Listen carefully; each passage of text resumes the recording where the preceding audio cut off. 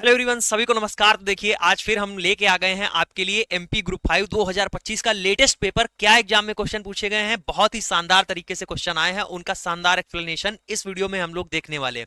आपके लिए बहुत ही हेल्पफुल है, क्योंकि अगर आप एग्जाम दे रहे हैं, देने वाले हैं, तो आपको ये चीज पता होनी चाहिए कि लेटेस्ट में एग्जाम में कैसे क्वेश्चन आ रहे हैं, जिसके बिहाफ पर आप अपनी तैयारी कर सकते हैं और चीजों को समझ सकते हैं कि क्या लेवल है। उस तरीके से अपनी थ्योरी को आप कंप्लीट कर सकते हैं। तो यहां पर इस क्लास में हमने जो है क्वेश्चन जो 2025 में पेपर अभी हुआ है एमपी ग्रुप 5 का, उसके रखे हुए हैं। इससे पहले 2017 वाला पेपर करा चुके हैं, बहुत ही शानदार तरीके से उसमें कराया था। लेकिन इससे भी शानदार इस क्लास होने वाली है ये वाली, क्योंकि यहां पर आप देख सकते हैं कि हमने जो क्वेश्चन की एक्सप्लेनेशन के लिए हमने साथ में डायग्राम का भी प्रयोग किया है।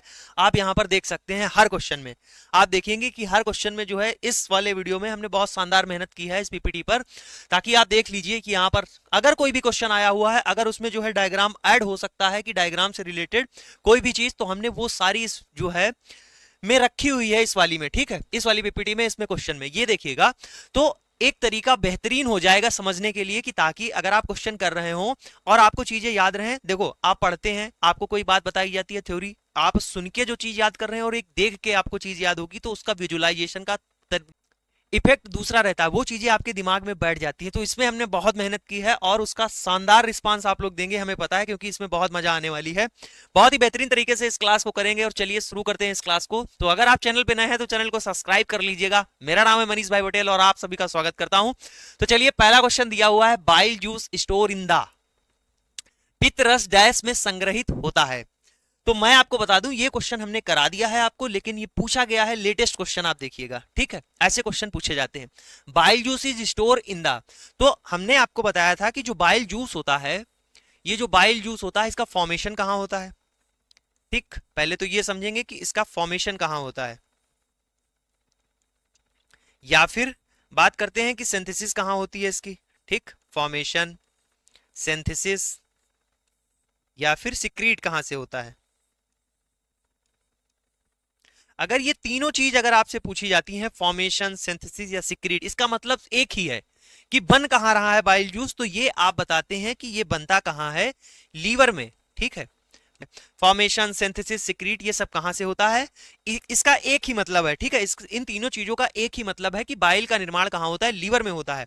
अब स्टोर की बात करें, तो बाइल जो स्टोर होता है वो गाल ब्लेडर में होता है। बाइल स्टोर कहां होता है, गाल ब्लेडर में होता है। और गाल ब्लेडर को हिंदी में बोलते हैं पित्ताशय। गाल ब्लेडर को क्या बोलते हैं, पित्ताशय बोलते हैं।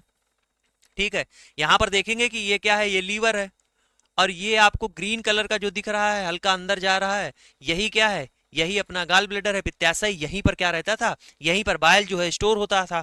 बाइल का काम क्या था, बाइल का काम था इमल्सीफाई द फैट, फैट को क्या करना, इमल्सीफाई करना, फैट को डाइजेशन में हेल्प करता था। ठीक है, तो इसका ए ऑप्शन राइट हो जाएगा कि बाइल जो है जूस कहां स्टोर होता है, गाल ब्लेडर में स्टोर होता है। ठीक है, नेक्स्ट क्वेश्चन की ओर चलिए। विच of the following is not a method of haemoglobin estimation. ठीक है, चार ऑप्शन दिए गए हैं, इनमें से आपको बताना है कि इनमें से कौन सा जो है मेथड हीमोग्लोबिन एस्टिमेशन का नहीं है। ठीक है, विंट्रोप, गैसोमेट्रिक, साइनोमिथ्मोग्लोबिन और साहेली। अब ये चार ऑप्शन आपके सामने दिए हैं, पहले ऑप्शन मेथड से करते हैं। आपको ये चीज तो पता होगी कि जो है साइनोमिथ्मोग्लोबिन मेथड जो होता है, ये भी हीमोग्लोबिन का मेथड है, और साइली मेथड है।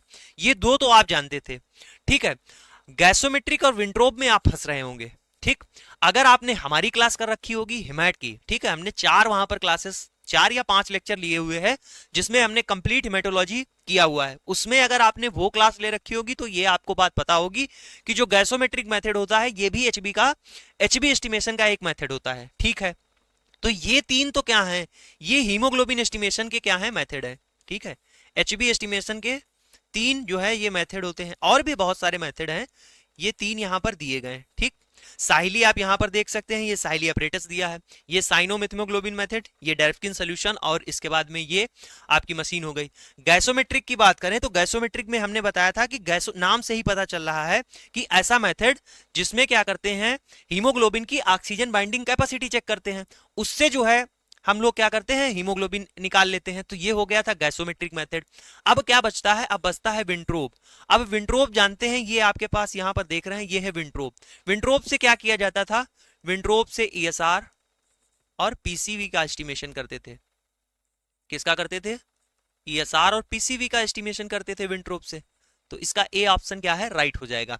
क्यों भाई बताओ, मजा आ रही, समझ में आ रही चीजें कि नहीं? इस तरीके से और भी रिस्पांस अच्छा आएगा, आपको चीजें समझ में आएंगी। अगर ये चीज अच्छी लग रही हो तो आप लोग कमेंट में बताइएगा कि इस तरीके से फिर हम लोग क्लासेस को करेंगे। देखो हर क्लास जो भी हमने की कराई है आपको, हर क्लास में आपको इंप्रूवमेंट देखने को मिलेगा। ऐसे ही आप जो भी काम करें उसको डे बाय डे आप इंप्रूव करते जाएं, चीजों को सही करते जाएं, ठीक है। अब चलिएगा नेक्स्ट क्वेश्चन की ओर। अगला क्वेश्चन है when blood is added to n/10 HCl haemoglobin is converted to. देखो मेरे भाई, ये 3 क्वेश्चन हमने लगातार आपको कराए। तीनों क्वेश्चन जो है आप देखेंगे हिमैट वाले में, जो हमने 5 क्लासेस कराई हैं उनमें से ही ये क्वेश्चन है, आप देख सकते हैं। ये लेटेस्ट क्वेश्चन 2025 का है। वो क्लास हमने 10 से 15 दिन, 10 दिन, शायद 10 दिन पहले, 10 दिन पहले कराई। आप लगातार ये तीसरा क्वेश्चन देखेंगे, इसके बाद एक और क्वेश्चन देखेंगे। 4 क्वेश्चन लगातार उन 4 क्लासेस से ही है। तो आप समझ सकते हैं कि आप जो तैयारी कर रहे हैं, यहां पर आपको जो चीजें मिल रही हैं बेहतरीन है, एकदम आपके लिए बेस्ट है। देखिएगा, नहीं मानते हैं तो आप हिमैट की वो क्लास कीजिए, तब आप देखिएगा कि ये सारी चीजें हमने बताई है और बकायदा स्टार भी लगाया है उनमें कि ये आपके लिए इंपॉर्टेंट है। क्वेश्चन कह रहा है जब when blood is added to n/10 HCl, जब ब्लड को n/10 HCl के साथ ऐड किया जाता है तो जो हीमोग्लोबिन इज कन्वर्टेड टू। कितनी बार ये आपको बात बताई है कि हीमोग्लोबिन जब n/10 HCl के साथ बाइंड करता था तब क्या बन जाता था? एसिड हिमैटिन बना लेता था। क्या करता था? एसिड हिमैटिन बनाता था। और यही तो प्रिंसिपल है किसका? ये प्रिंसिपल है, ये प्रिंसिपल था। किस मेथड का था ये प्रिंसिपल? बताएंगे जरा, ये किस मेथड का प्रिंसिपल था? ये भाई मेरे प्रिंसिपल था किसका? साहली मेथड का।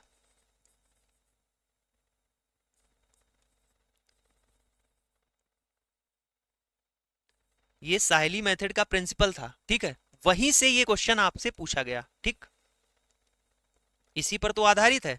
उसी के बाद तो हम लोग चेक करते हैं। ये क्या था? प्रिंसिपल था, ठीक। तो इसका कौन सा ऑप्शन सही हो जाएगा? इसका ए ऑप्शन सही हो जाएगा कि एसिड हिमैटिन बनता है, ठीक। आगे चलिएगा भाई, नेक्स्ट क्वेश्चन देखिएगा। वाह भाई वाह, बहुत बेहतरीन क्वेश्चन। ये भी क्वेश्चन हमने करा रखा है, ये चीज भी आपको बता रखी है कि द फंक्शन ऑफ एडेनिन, कि एडेनिन का आपको काम बताना है in the anticoagulant citrate phosphate dextrose. जो सीपीडीए होता है उसमें जो एडेनिन है उसका काम क्या होता है, ठीक, वो आपको बताना है। 4 ऑप्शन आपके सामने दिए गए हैं। To buffer the end product of glycolysis, to generate glucose, to prevent clotting, to act as substrate for RBC synthesis of ATP. अगर आप क्लास उठा के देखेंगे वहां पर हमने ये चीज बताई है। नेक्स्ट टाइम से क्या करेंगे? नेक्स्ट टाइम से जब ये क्वेश्चन हम लेके आएंगे आपके लिए, तो हम अब क्लासेस का स्क्रीनशॉट लेके आएंगे, ताकि और आपको, अगर आपने क्लास नहीं की है तो आपको नहीं पता होगा कि कहां पर ये चीज मैंने बताई है। मुझे तो पता है कि कहां पर किस क्लास में कौन सा क्वेश्चन कराया है, तो मैं इसके लिए आपके सामने स्क्रीनशॉट भी लेके आऊंगा। जैसे डायग्राम लगा दिया वो भी लगा दूंगा, ताकि और आपको कॉन्फिडेंस बिल्डअप हो पाए कि हाँ जो चीजें हम कर रहे हैं वो मेरे लिए सही है, ठीक है। अब देखो, सीपीडीए, सिट्रेट फॉस्फेट डेक्सट्रोज, और क्या था? एडेनिन, ठीक। सिट्रेट क्या कर रहा था? सिट्रेट क्लॉटिंग में हेल्प करता था। फॉस्फेट क्या करता था?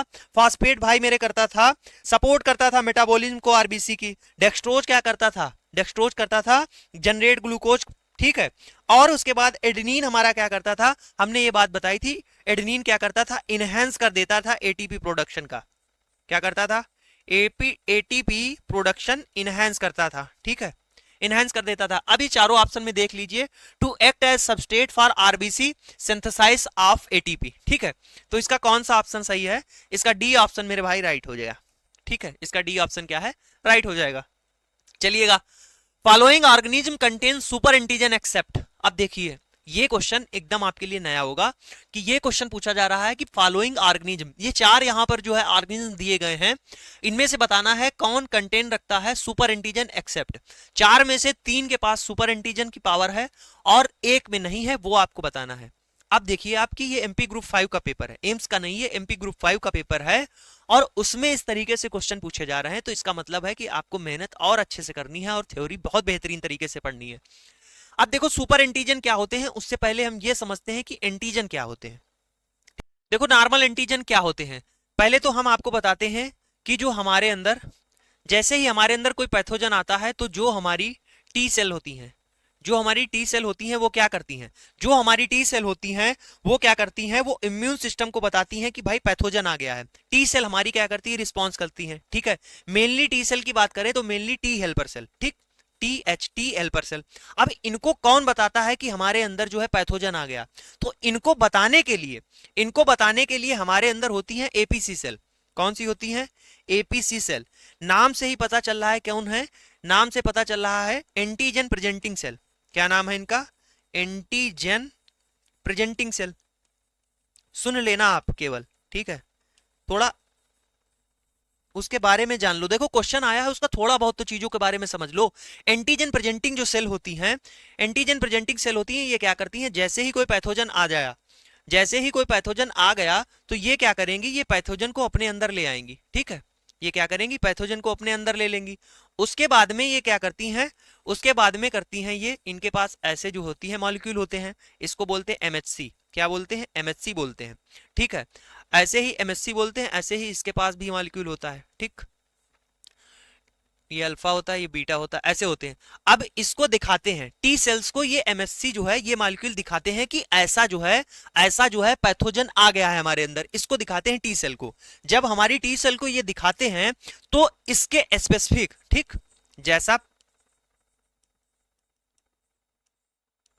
ठीक, इसके स्पेसिफिक जैसा ये एंटीजन था उसी के अकॉर्डिंग स्पेसिफिक तरीके से हमारे अंदर क्या बनने लगती है, हमारा इम्यून सिस्टम उस तरीके से रिस्पॉन्स करता है और माइक्रोफेज क्या करती है, रिएक्ट करती है। ठीक है, अगर यही बात सुपर एंटीजन पर की जाए तो सुपर एंटीजन में क्या होता है मेरे भाई, देखो सुपर एंटीजन में बस कुछ नहीं, सुपर एंटीजन में क्या हो जाता है, जो ये हमने बताया कि यहां पर पहले पैथोजन को क्या करती हैं, ये पैथोजन को अपने अंदर ले लेती हैं, उसके बाद में ये रिप्रेजेंट कराती हैं। ठीक, इसके बाद में इसको दिखाती हैं, फिर उसके बाद में ये सब चीजें स्पेसिफिक तरीके से होती हैं। सुपर एंटीजन में क्या होता है, सुपर एंटीजन में बस क्या होता है, इधर से आप देखेंगे सुपर एमएससी का अल्फा और टी हेल्पर सेल का बीटा, यहां पर सुपर एंटीजन आपस में बाइंड कर लेता है। अब टी हेल्पर सेल को पता ही नहीं है कि कैसा पैथोजन आया है। ठीक, टी हेल्पर सेल को पता ही नहीं कैसा पैथोजन आया है, क्योंकि इसने इनगल्फ नहीं किया, इसको बताया नहीं, तो टी हेल्पर सेल को यह चीज पता ही नहीं चली। तो ये चीज नॉन स्पेसिफिक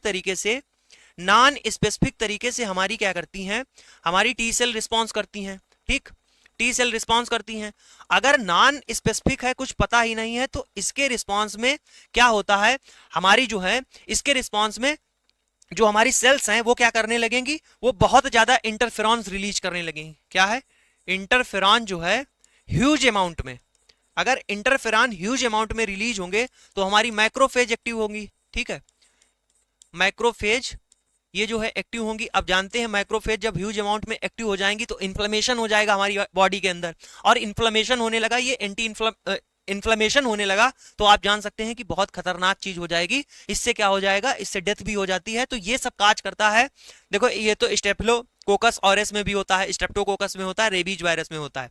तो इसका सी ऑप्शन राइट हो जाएगा, जो ये होता है पोलियो वायरस। कौन, पोलियो वायरस। इसके पास सुपर एंटीजन नहीं होता है, इन तीनों के पास सुपर एंटीजन होता है। ठीक है, तो ये थी बात एंटीजन की और सुपर एंटीजन की। बेसिक चीज हमने बताई है कि ऐसे रिस्पॉन्स करती है हमारी बॉडी, हमारा इम्यून सिस्टम ऐसे काम करता है। अगर सुपर एंटीजन किसी के पास है, जैसे स्ट्रेप्टोकोकस ऑरेस के पास अगर सुपर एंटीजन है, तो वो क्या करेगा, वो ये प्रोसीजर नहीं फॉलो करेगा कि एंटीजन के पास आए, इसके पास एपीसी सेल इसको जो है इनगल्फ करे, आए इसके पास, फिर ये जो है टी सेल को बताए कि ऐसा एंटीजन आया, ऐसा पैथोजन आया है, फिर उसके बाद में ये चीजें रिस्पॉन्स हो स्पेसिफिक तरीके से। नहीं, सुपर एंटीजन क्या है, गोली की तरीके से आता है, बाइंड कर लेता है, तुरंत जो है अपने तरीके से चीजें चलती रहती हैं। ठीक है, तो ये था क्वेश्चन, बेहतरीन क्वेश्चन था वैसे। ठीक है, आगे चलिएगा। नेक्स्ट क्वेश्चन की बात करें, what is the composition of lactose. देखो ये आपका सेकेंड ईयर से पूछा हुआ क्वेश्चन है, जो सेकेंड ईयर का आपका सिलेबस है, जिसमें आपका केमिस्ट्री ऑफ किस टॉपिक से है, chemistry of carbohydrate.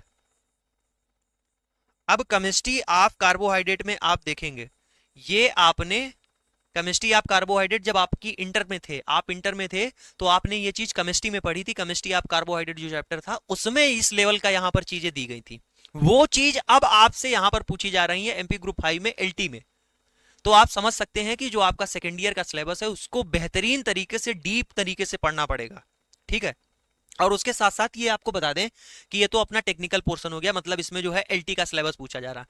Non technical भी पूछा जाता है, जिसमें मैथ, रीजनिंग, जीएस भी आती है। अगर देखो, अगर किसी भी एग्जाम को क्रैक करना है आपको, कोई किसी भी एग्जाम में आपको जाना है, सेलेक्ट होना है, तो आज की डेट में ये नहीं बचा है कि आप क्या करें कि टेक्निकल पोर्शन आपने, मतलब जो आपका फील्ड है उसमें आपने महारत हासिल कर ली, आपका हो जाएगा। जैसे आपके 4 सब्जेक्ट पूछे जा रहे हैं, मैथ, रीजनिंग, हिंदी, इंग्लिश, तो आपने क्या किया, 2 सब्जेक्ट पे कमान पकड़ ली, 2 सब्जेक्ट आपको बहुत अच्छे आते हैं, वही पढ़ रहे हैं, उसी में अच्छा कर देंगे, आपका सिलेक्शन हो जाएगा। गारंटी के साथ आप लिख के ले लीजिए मुझसे, आपका सिलेक्शन नहीं हो पाएगा जब तक आप चारों सब्जेक्ट में अच्छा नहीं करेंगे, बेहतर नहीं करेंगे। ठीक है, टेक्निकल के साथ साथ आप अपना नॉन टेक्निकल पोर्शन जो मैथ, रीजनिंग, जीएस है वो भी आप करते जाएं। अगर आप जो है देखेंगे जिन एग्जाम्स में नॉन टेक्निकल पोर्शन पूछा जाता है मैथ, रीजनिंग, जीएस का, अगर आप उसमें भी हेल्प चाहते हैं, हम उसमें भी आपकी हेल्प करेंगे। मैथ हो गया, रीजनिंग हो गया, जीएस हो गई। मैथ, रीजनिंग आप जानेंगे तो उसके लिए तो हमारे पास बेहतरीन और शानदार टीचर है। ठीक है, एकदम महारथी जिसको कहते हैं, जिस लेवल का हम पढ़ाते हैं वो तो कुछ नहीं है। मैथ और रीजनिंग का एकदम बेहतरीन बेसिक से जो आपका आता है उसको आप चुटकियों में उड़ा देंगे। अगर आप लोगों का रिस्पांस रहेगा कि उसको भी, उसकी भी क्लास कराई जाए, तो एक मैराथन मतलब प्रीवियस ईयर क्वेश्चंस की जो प्रैक्टिस एक क्लास में करवा देंगे। अगर आपको लगे कि हाँ आपके लिए बेहतरीन है, आपको चीजें समझ में आ जाएंगी, आपका नॉन टेक्निकल पोर्शन भी आप अच्छा कर सकते हैं। आपने देखा होगा लोग इसको करके आते हैं कि भैया हमारा एलटी का था, हमने एलटी का टॉपिक कर लिया अच्छे से, लेकिन हमारा को है मैथ गड़बड़ हो गया, रीजनिंग गड़बड़ हो गई, आपका सिलेक्शन नहीं हो पाएगा।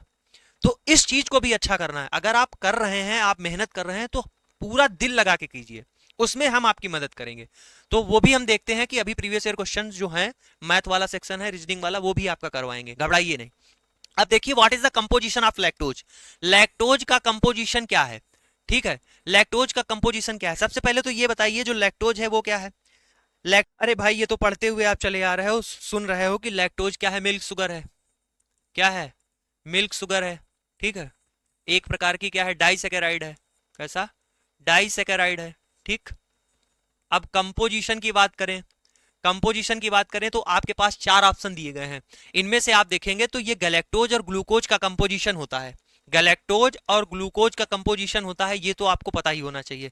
गैलेक्टोज और ग्लूकोज का कंपोजिशन होता है। अब इसमें अल्फा और बीटा दे दिया है। ठीक है, अल्फा और बीटा दे दिया है, तो इसमें जो है हम बताते हैं कि जो beta galactose and beta D glucose, ठीक है, इसका कंपोजिशन होता है।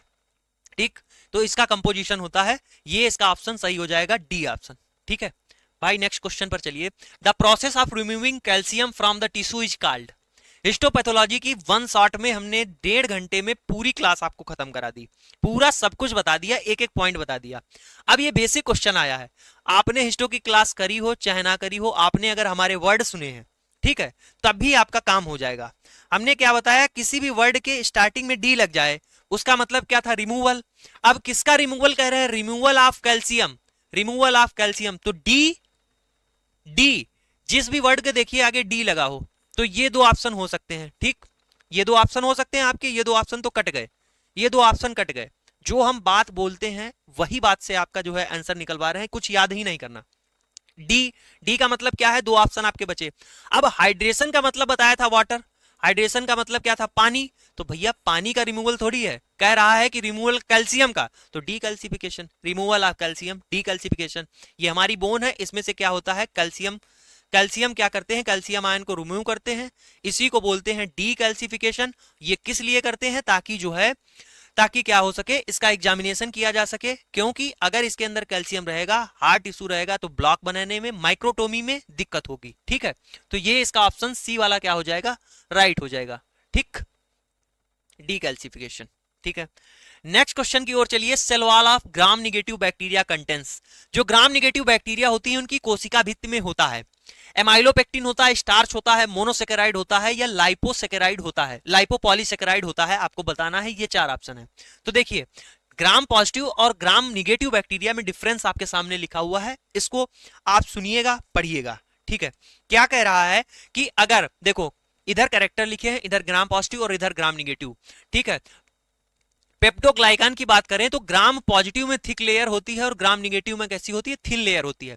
टिकोइक एसिड की बात करें तो इसमें प्रेजेंट होता है और ग्राम निगेटिव में क्या होता है, एब्सेंट होता है। लिपिड की बात करें तो लिपिड जो है बहुत कम मात्रा में ग्राम पॉजिटिव में होता है, लेकिन ग्राम निगेटिव में लाइपोपॉलीसेकेराइड होता है, या तो नहीं भी होता है इधर। ठीक है, तो लाइपोपॉलीसेकेराइड किसमें है, ग्राम निगेटिव में है। किसमें है, ग्राम निगेटिव में है। अब यहां पर देखिए, cell wall of gram negative bacteria contains, तो जो सेल वॉल होती है ग्राम निगेटिव बैक्टीरिया में, वो किसकी बनी होती है? वो लाइपोपॉलीसेकेराइड की बनी होती है, और ग्राम पॉजिटिव में बहुत कम होता है, नहीं होती है। तो इसका डी ऑप्शन क्या है? राइट हो गया। ठीक है, इस चार्ट को आप लोग जो है नोट कर लीजिएगा, क्योंकि देखिए सेल शेप, सेंसिटिविटी, ये सारी चीजें यहां पर लिखी हुई हैं। अब देखिए क्वेश्चन है normal range of serum SDL cholesterol in male is. अब देखिए ये पेपर है, आप देख रहे होंगे कि वैरायटी ऑफ क्वेश्चंस है, ऐसा नहीं है कि सब एकदम कठिन क्वेश्चन आ गए कि एकदम बहुत ही डीप आपको सब पढ़ना ही पढ़ना है, नहीं। सब क्वेश्चंस का मेल रहता है, कुछ अच्छे क्वेश्चन होते हैं, कुछ बहुत बेहतरीन जो आपने नहीं पढ़े होंगे, कुछ ऐसे क्वेश्चन होंगे जिनमें आपको दिमाग लगाना रहेगा, कुछ ऐसे होंगे जो सबको आ रहे होंगे, सब कर पा रहे होंगे। तो जैसे ये क्वेश्चन हो गया, अब पूछा जा रहा है normal range for serum HDL cholesterol in male. तो ये अगर आपको पता है तो 30 से 60 मिलीग्राम पर डीएल होता है, ये तो हो गई बात। अब आप बताइए एचडीएल का फुल फॉर्म क्या होता है? पहले तो ये बताइए कि जो एचडीएल होता है उसका फुल फॉर्म क्या होता है? इसका फुल फॉर्म होता है हाई डेंसिटी लाइपोप्रोटीन। क्या इसको कहते हैं? हाई डेंसिटी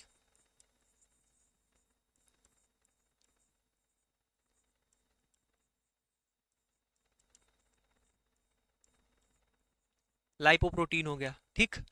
और एचडीएल काम क्या करता है? एचडीएल काम क्या करता है? देखो, एचडीएल करता है जो कोलेस्ट्रॉल को है, कोलेस्ट्रॉल ट्रांसपोर्ट करता है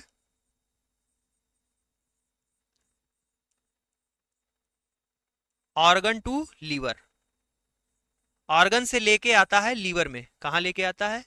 लीवर में लेके आता है, ठीक है। कहां लेके आता है? लीवर में लेके आता है। कौन? एचडीएल। एचडीएल क्या करता है? कोलेस्ट्रॉल को ट्रांसपोर्ट करता है ऑर्गन से लीवर में लेके आता है, ठीक है। और इसको क्या कहते हैं? और मेरे भाई इसको बोला जाता है कि ये क्या है? ये इसको कहते हैं, एचडीएल को बोला जाता है गुड कोलेस्ट्रॉल। क्या कहते हैं? गुड कोलेस्ट्रॉल कहते हैं। ये अच्छा होता है कहते हैं, ठीक। गुड कोलेस्ट्रॉल क्यों कहते हैं? देखो, हर एक चीज जो आप यहां पर लिख रहे हैं, सुन रहे हैं, बोल रहे हैं, पढ़ रहे हैं, कि इसका कोई रीजन होगा ना। तो इसको गुड कोलेस्ट्रॉल क्यों कहते हैं? देखो, इसलिए कहते हैं गुड कोलेस्ट्रॉल, इसलिए कह रहे हैं, सुनो। क्या था कि ये एचडीएल जो होता है वो कोलेस्ट्रॉल ऑर्गन से लेके, ऑर्गन की तरफ से लेकर लीवर में लेके आता है, और इसीलिए इसको गुड कोलेस्ट्रॉल कह रहे हैं। क्यों? देखो, ये होती है हमारी ब्लड कैपिलरी या हमारी आर्टरी हो गई, ठीक।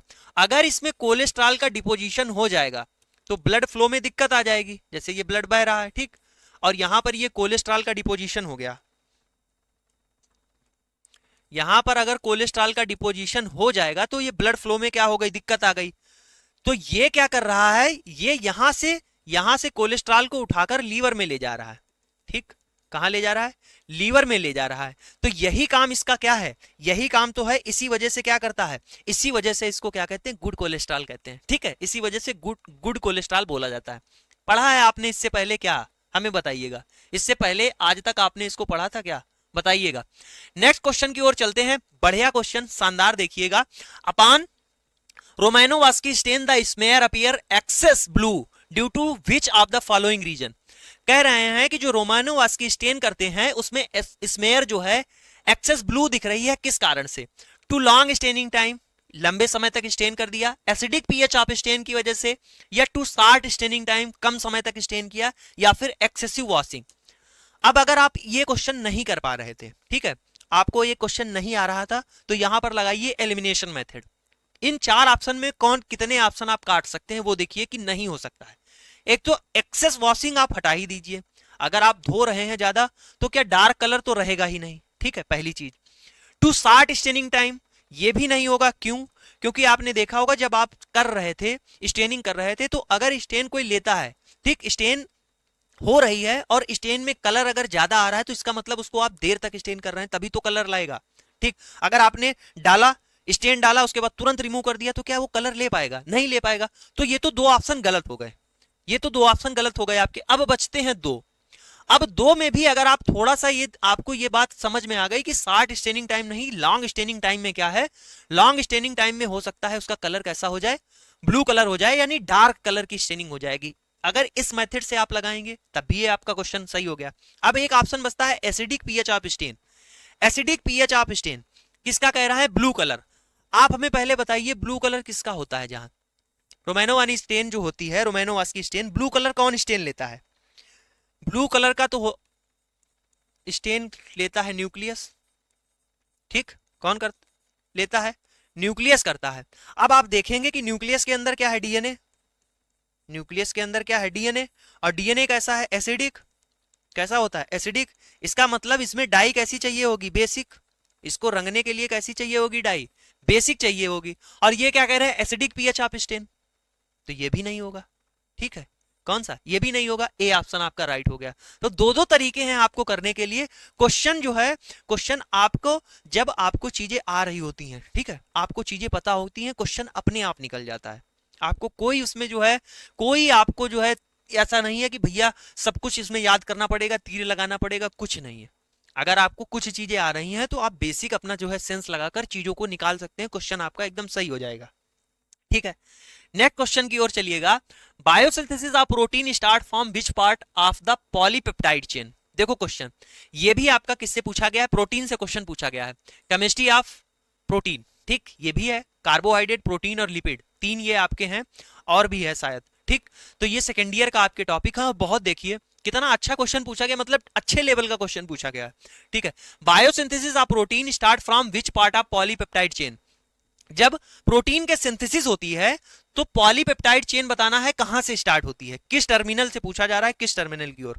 इस चीज को आप अब क्या कर सकते हैं, ये चीज कोई ऐसी है कि आप समझ जाएं इसको, क्योंकि अगर आपने ये चीज पढ़ी होती, ठीक है, केमिस्ट्री ऑफ प्रोटीन आपने पढ़ा होता, उसमें ये चीज बताई गई होती, ठीक है, इसमें यही चीज आपको बताई गई होगी कि जो प्रोटीन है सिंथेसिस स्टार्ट होती है एन टर्मिनल से सी टर्मिनल की ओर, एन टर्मिनल से सी टर्मिनल की ओर होता है, ठीक है। प्रोटीन सिंथेसिस किससे होता है, एन टर्मिनल से सी टर्मिनल की ओर होता है। और कौन सा ऑप्शन सही हो जाएगा, इसका डी ऑप्शन राइट हो जाएगा, इसका डी ऑप्शन राइट हो जाएगा। What is the function of CSF, क्या है कार्य होता है, सीएसएफ का कार्य क्या है। अब देखिए ये आपके सामने डायग्राम लगा है, इससे अभी देखना एक क्वेश्चन आपका निकलेगा बहुत बेहतरीन, ठीक, आप भूलेंगे नहीं, ठीक है। तो सीएसएफ क्या है आप बताइए पहले, तो सीएसएफ का फुल फॉर्म क्या है, तो सीएसएफ का फुल फॉर्म है सेरिब्रो स्पाइनल फ्लूइड, कई बार बताया हमने, ठीक, फुल फॉर्म हो गया सेरिब्रो स्पाइनल फ्लूइड। अब ये करता क्या है, रेगुलेट हार्मोन सिक्रीशन, नहीं भाई, एसेंशियल फॉर न्यूरोट्रांसमीटर रिलीज, नहीं, control the ship and wake cycle, मतलब सोना और जगना, ये साइकिल को कंट्रोल करता है, जी नहीं, transfer of waste product from brain to blood, हाँ सीएसएफ ये करता है, जो वेस्ट प्रोडक्ट है उसका जो है ट्रांसफर करता है ब्रेन से ब्लड में। अब देखिएगा कि जो सीएसएफ होता है कलेक्शन कहां से होता है, सीएसएफ का कलेक्शन कहां से करते हैं, अगर सीएसएफ फ्लूइड लिया जा रहा है, निकाला जा रहा है, तो उसको कहां से लेंगे, ठीक। अब ये डायग्राम देखिए, याद आ जाएगा आपको, आपने देखा होगा, ये प्रोसेस होता है, ये प्रोसेस होता है। अब यहां से आप देख रहे होंगे लंबर पंचर, क्या देख रहे हैं, लंबर पंचर, कहां से लेते हैं सीएसएफ, सीएसएफ को कलेक्ट किया जाता है, सीएसएफ को हमारा कलेक्ट किया जाता है लंबर पंचर करके, ठीक है, लंबर पंचर करके करते हैं। और एक चीज बताइएगा, लंबर पंचर करके करते हैं, ठीक, किस निडिल से करते हैं, तो भाई एलपी निडिल से करते हैं, किससे करते हैं, एलपी निडिल से करते हैं। अब बताइए लंबर पंचर में भी कौन सी, L3 L5 L4, आपको हमने ये क्लास में कराया है क्वेश्चन, देखिए ये क्लास में हमने क्वेश्चन कराया है। तो लंबर पंचर जो होता है L4 L5, ठीक, किससे, L4 L5। अगर बच्चों की बात की जाए, देखो L3 L4 L5, बच्चों की बात करें, मेल की बात करें तो L3 L4 से करेंगे, और बच्चों की बात करें तो L4 से L5 या और भी पीछे जा सकते हैं, ठीक है, उसमें, ठीक। तो ये हो गया क्वेश्चन। अब देखिए एक क्वेश्चन से सीएसएफ का फुल फॉर्म बता दिया, वर्क बता दिया, कहां से फ्लूइड लेते हैं बता दिया, नीडल बता दी, और कि किससे टाइपिंग की जाती वो भी बता दिया। अब अगर इससे क्वेश्चन आता है सीएसएफ से, आपका निकल जाएगा, कोई दिक्कत नहीं होगी भाई। अगर चीजें समझ में आ रही, मजा आ रहा, तो आप लाइक शेयर सब्सक्राइब करते रहिए, ठीक है। अब cement diluting fluid contains, cement जो डाइल्यूटिंग फ्लूइड होता है उसमें क्या होता है आपको बताना है। सीमेंट डाइल्यूटिंग जो फ्लूइड होता है उसमें जो कि मेरे भाई होता है सोडियम बाइकार्बोनेट, उसमें क्या होता है, सोडियम बाइकार्बोनेट होता है, ठीक है, इसका बी ऑप्शन राइट है। आप बताइए जो सीमेन एनालिसिस करते हैं जब आप, उसमें केमिकल टेस्ट में दो टेस्ट लगाते हैं, समझ लीजिए, ये भी तो पूछा जा सकता है। केमिकल टेस्ट में आप दो टेस्ट करते हैं, कौन कौन से दो टेस्ट करते हैं, एक तो फ्रक्टोज टेस्ट करते हैं, कौन सा, एक फ्रक्टोज टेस्ट करते हैं, और दूसरा एसिड फास्फेट टेस्ट करते हैं। क्या करते हैं? एसिड फास्फेट करते हैं। अब देखो ये दो टेस्ट करते हैं, अब दोनों का आपको बताना है कि किसमें क्या चेक किया जाता है। ठीक है, फ्रक्टोज टेस्ट में क्या चेक करते हैं और एसिड फास्फेट चेक से, एसिड फास्फेट जो टेस्ट होता है उससे क्या चेक करते हैं, आप लोग हमें कमेंट बॉक्स में बताइएगा। देखिए जब तक आप काम नहीं करेंगे, आपने पढ़ लिया, क्लास कर ली, उसके बाद ना रिवीजन कर रहे हैं ना क्वेश्चन कर रहे हैं, कुछ नहीं होगा। मैं बताता हूं, ये बात सत्य है। जब तक आप प्रैक्टिस नहीं करेंगे कुछ नहीं होगा, जब तक आपको प्रैक्टिस नहीं करेंगे तब तक कुछ नहीं होगा। चीजें आप जितनी पढ़ लें, क्योंकि एग्जाम में आपसे ऐसे क्वेश्चन आएंगे एमसीक्यू, आप थ्योरी आपने रट डाली, एमसीक्यू की प्रैक्टिस ही नहीं करी, क्वेश्चन कैसे निकलेगा? क्योंकि डायरेक्ट थ्योरी से क्वेश्चन आता ही नहीं है। यहां पर आप देख सकते हैं कितने बेहतरीन तरीके से क्वेश्चन को पूछा जा रहा है। ठीक है, तो ये हो गया क्वेश्चन। सीमन डायल्यूटिंग जो फ्लूइड होता है उसके अंदर क्या होता है? सोडियम बाई कार्बोनेट होता है। हाँ भाई समझे? आगे चलिएगा। Individual who have D antigen on the RBC surface are, जिन व्यक्तियों की लाल रक्त कोशिकाओं की सतह पर डी एंटीजन होता है वो होते हैं, देखो ये है आरबीसी, ये आरबीसी और इस पे है डी एंटीजन। तो डी एंटीजन जो था, इस पे जो डी एंटीजन था आप जानते थे, आरबीसी के ऊपर जो एंटीजन था डी, वो किससे है? वही तो बताता था कि ये RH पॉजिटिव है कि ये RH निगेटिव है। डी एंटीजन क्या बता रहा था कि RH पॉजिटिव है या RH निगेटिव है। अब ऑप्शन देखिएगा, कह रहे हैं RH निगेटिव, दूसरा ऑप्शन कह रहे हैं ARH निगेटिव, तीसरा ऑप्शन है BRH निगेटिव, चौथा ऑप्शन है RH पॉजिटिव। अब देखिए यहां पर ये चीज तो बोली ही नहीं गई है कि ब्लड ग्रुप उसका बी है या ब्लड ग्रुप सी है, ये तो कुछ बोला नहीं गया, सिर्फ बताया गया है कि आरबीसी पर डी एंटीजन है। अगर आरबीसी पर डी एंटीजन प्रेजेंट है तो इसका मतलब वो क्या है? RH पॉजिटिव है। तो इसका डी ऑप्शन राइट है कि भैया RH पॉजिटिव हो जाएगा। ठीक है, common fixative, common fixative used in cytology, बताओ। अभी देखा पीछे वाला क्वेश्चन कैसा था और ये एकदम कैसा क्वेश्चन आ गया, एकदम बेसिक सा। तो हर तरीके के क्वेश्चन आते हैं, छोड़ना आपको कुछ नहीं है। तो आप ये जानते हैं कि कॉमन फिक्सेटिव जो है साइटोलॉजी में प्रयोग किया जाता है 95% अल्कोहल। ठीक है, अगला क्वेश्चन है which of the following dye is non acidic. Question देखो बेहतरीन क्वेश्चन है, ये गलत हो जाएगा और बहुत बच्चे इसको गलत भी किए होंगे। Which of the following dye is non acidic, मतलब आपको बताना है इनमें से कौन सी डाई है वो नॉन एसिडिक है। नॉन एसिडिक का मतलब क्या है? बेसिक। क्या कह रहे हैं? आपको बेसिक बतानी है।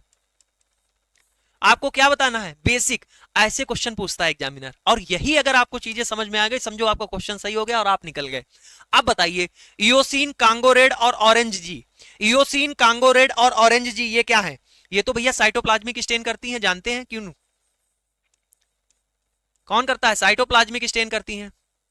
ठीक, ये साइटोप्लाज्म को स्टेन करती है ना। ठीक है, और हिमोटॉक्सिलिन, हिमोटॉक्सिलिन, हिमोटॉक्सिलिन क्या है? न्यूक्लियर स्टेन है। ठीक, न्यूक्लियर को स्टेन करती है, और न्यूक्लियर को स्टेन करती है आप जानते हैं, तो ये कैसी डाई है? बेसिक डाई है। भाई मेरे बोलो, बेसिक डाई है। हमने क्या बताया? न्यूक्लियर स्टेन कर रही है, तो न्यूक्लियस के अंदर क्या होगा? अभी देखो न्यूक्लियस के अंदर क्या होगा? डीएनए, और डीएनए कैसा होता है? एसिडिक। और अगर एसिडिक है और उसको रंगना है तो उसके लिए किसकी नीड होगी? बेसिक की नीड होगी, बेसिक डाई की नीड होगी। आप भूल जाते हैं कि डीएनए एसिडिक है कि बेसिक, तो याद रखो, जीवन भर याद रहेगा। ऐसा अगर कहीं भी आपको मिलता है तो बताइएगा चीजें। डीएनए ए से क्या है? एसिडिक। बोलो भाई, डीएनए, डीएनए ए से क्या हो गया? डीएनए एसिडिक होता है। भूलोगे नहीं, बिल्कुल नहीं, जीवन में नहीं। ठीक है, न्यूक्लियस के अंदर आप जानते हैं डीएनए होता है, तो इसका डी ऑप्शन क्या है? राइट है। बोलो मेरे भाई, देखो बहुत मेहनत से चीजें आपको हम बता रहे हैं, बहुत अच्छी तरीके से बता रहे हैं कि चीजें आपको समझ में आए, मजा आए करने में। जब आप वहां पर कमेंट करते हैं तो मजा आता है कि हाँ भाई चीजें समझ में आ रही, अच्छा लगता है। ठीक है, आपका रिस्पॉन्स यही आता है कि हम इतनी अगर मेहनत करके आपको चीजों को बता रहे हैं, आप चीजें समझ पा रहे हैं, बहुत मजा आता है। ठीक है, इसी तरीके से आप क्लास हम कराते रहेंगे और आप करते रहिए। देखिए एन एग्जाम्पल ऑफ एल्डोटेट्रोज, फिर आ गया कार्बोहाइड्रेट से क्वेश्चन आ गया। ठीक है, कार्बोहाइड्रेट से क्वेश्चन आ गया। अगर आपने केमिस्ट्री ऑफ कार्बोहाइड्रेट को बेहतरीन तरीके से पढ़ा है तो आप कर पाएंगे। ठीक है, अब एल्डोटेट्रोज क्या है? एल्डोटेट्रोज क्या है? चार ऑप्शन आपके सामने दिए गए हैं, इराथ्रोज, राइबोज, फ्रक्टोज और ग्लूकोज। अब एल्डोटेट्रोज जो होता है, एल्डोटेट्रोज, एल्डोटेट्रोज जो है जिसके पास चार कार्बन हो, क्या हो? चार कार्बन मोनोसेक्राइड होता है, उसको बोलते हैं एल्डोटेट्रोज। ठीक है, चार कार्बन मोनोसेकेराइड को क्या बोलते हैं? एल्डोटेट्रोज बोलते हैं। ठीक है, राइबोज आप जानते हैं 5 कार्बन का होता है। कितने? 5 कार्बन का होता है राइबोज। पेंटोज शुगर है ना, याद रखो, लिख देता हूं। क्या है? राइबोज क्या है? पेंटोज शुगर है। फ्रक्टोज क्या है भाई? फ्रक्टोज, फ्रक्टोज बताइए। फ्रक्टोज होता है कीटोहेक्सोज है भाई। फ्रक्टोज कैसा है? कीटोहेक्सोज है।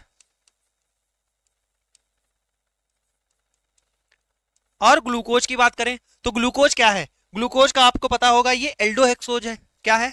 एल्डोहेक्सोज है।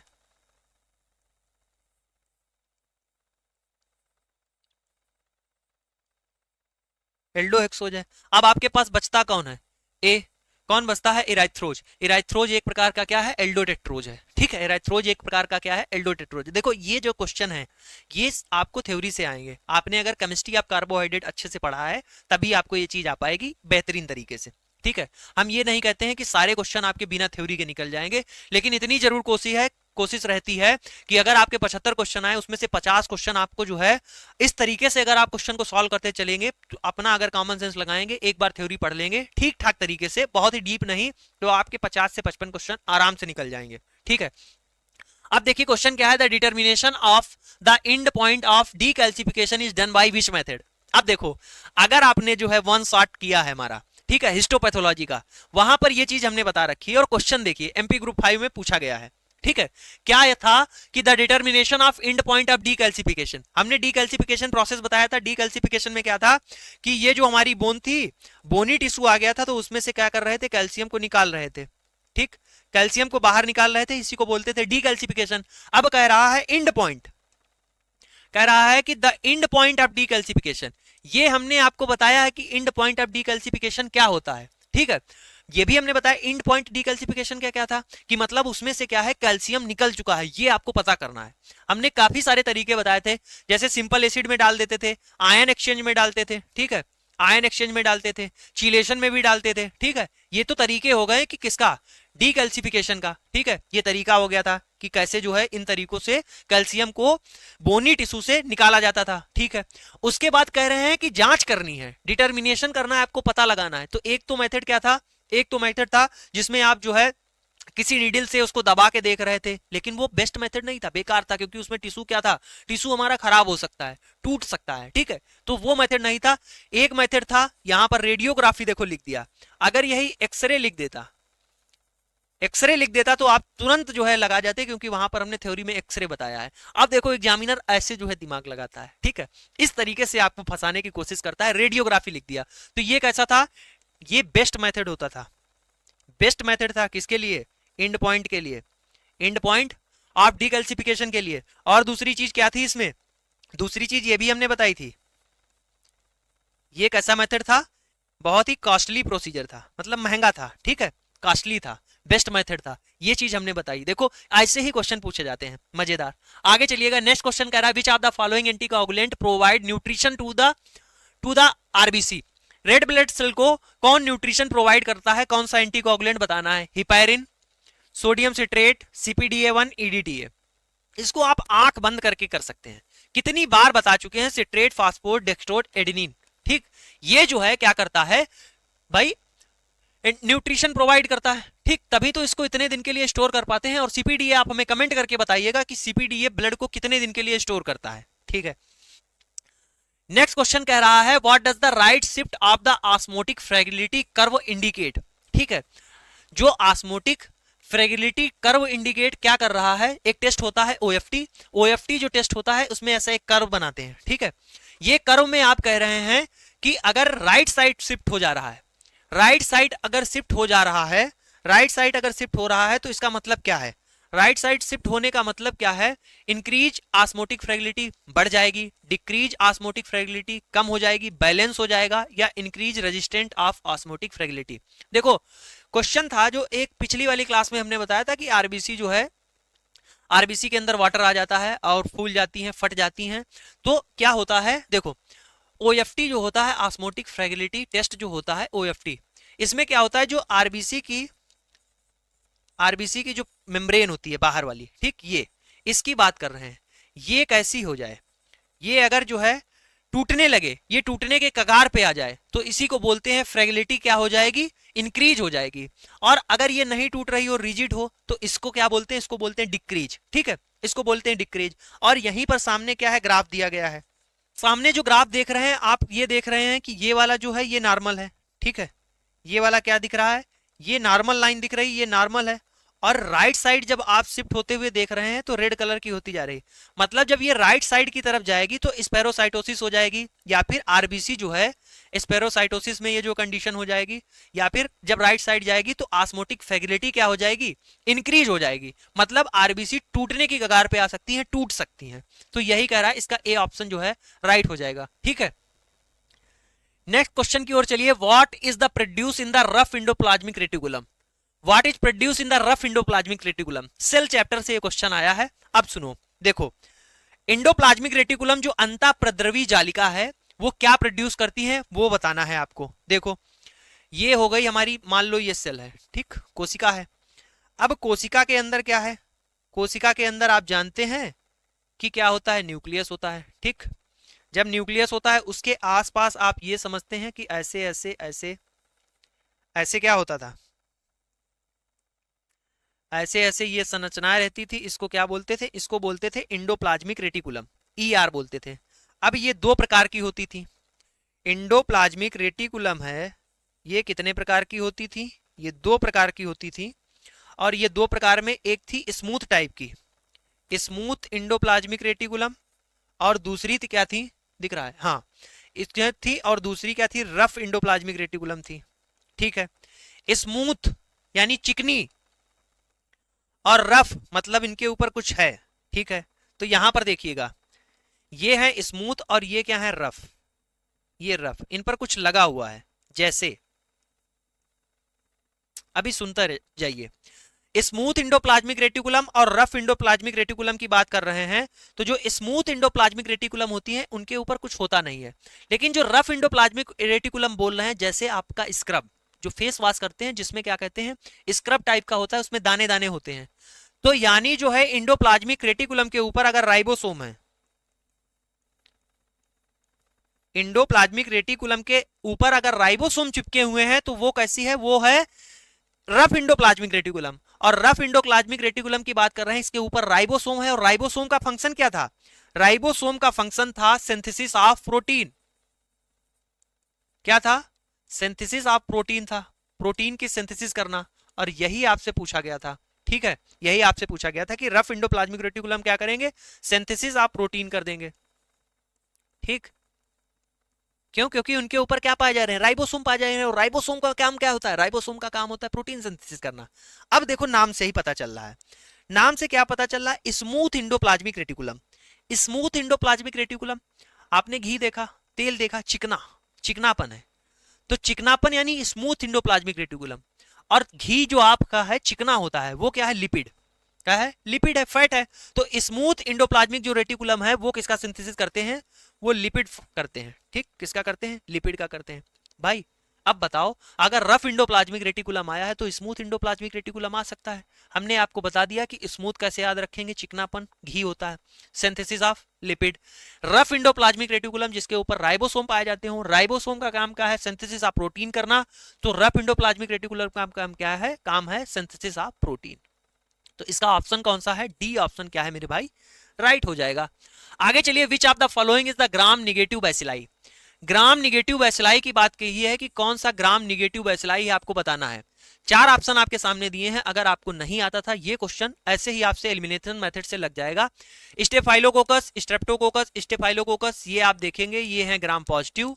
और इधर बेसिलाई की बात कर रहा है, तो ये कौन सा होगा, ग्राम निगेटिव बेसिलाई की बात कर रहा है, तो स्यूडोमोनास आपका राइट आंसर हो गया। कुछ करना नहीं था, आंसर आपका निकल गया।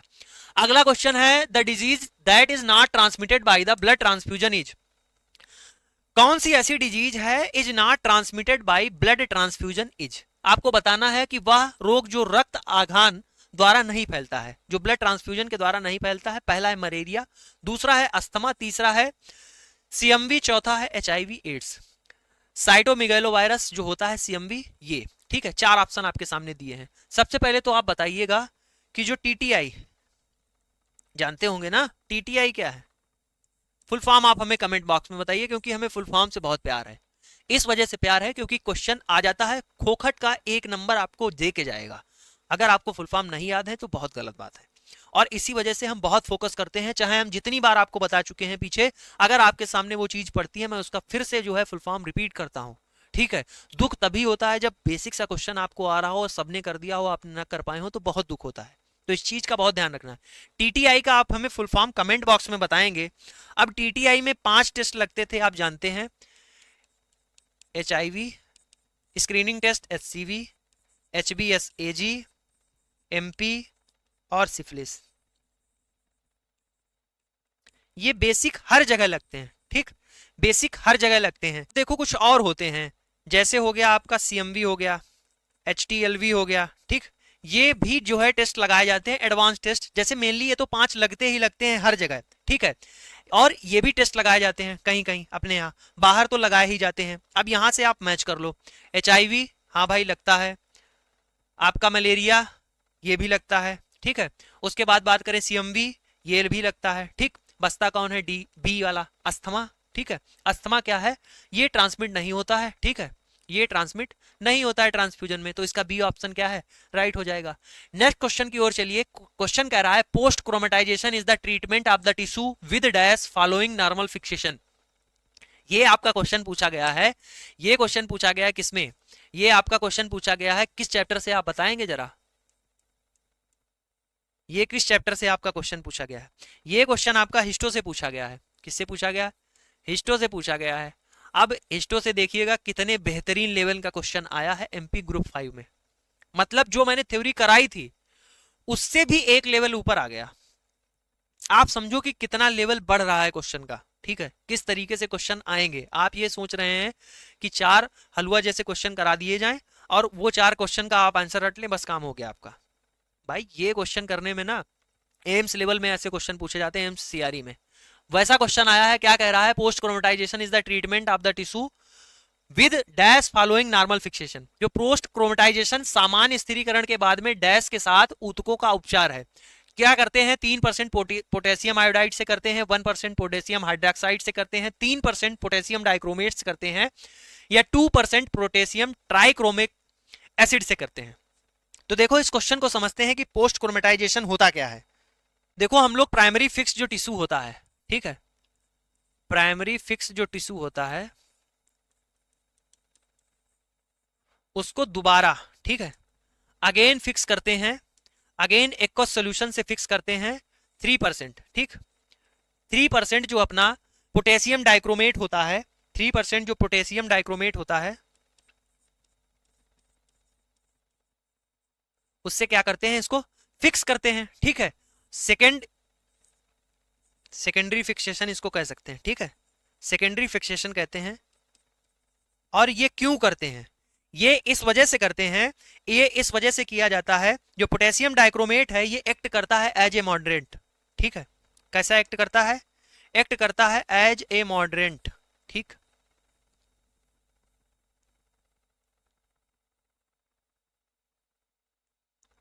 और ये क्या कर देता है? ये एक तो स्टेनिंग को इनहेंस कर देता है। ठीक है, स्टेनिंग इनहेंस कर देता है। दूसरा एक और काम कर देता है, टिश्यू को जो है, टिश्यू का जो स्ट्रक्चर है उसको भी और प्रिजर्व कर देता है। ठीक है, टिश्यू स्ट्रक्चर को क्या करता है? प्रिजर्व कर देता है। तो दो काम ये कर देता है, एक तो टिश्यू जो स्ट्रक्चर है उसको प्रिजर्व कर देता है, और दूसरा क्या कर देता है? बेटर स्टेनिंग इफेक्ट लाता है, स्टेनिंग को इनहेंस कर देता है। इसके लिए जो है 3%, 2.5 और 3% पोटेशियम डाइक्रोमेट का प्रयोग किया जाता है। बहुत बेहतरीन क्वेश्चन था ये। ठीक है, शानदार क्वेश्चन था। हम लोगों ने MP ग्रुप 5 के 25 क्वेश्चन डिस्कस कर लिए। इसके बिहाफ पर हमने और भी चीजें यहाँ पर डिस्कस की। लगभग आपके 50 क्वेश्चन यहाँ से कवर होते हैं। अब आप हमें कमेंट करके बताइएगा इन 25 क्वेश्चन में से आपके कितने क्वेश्चन सही हुए।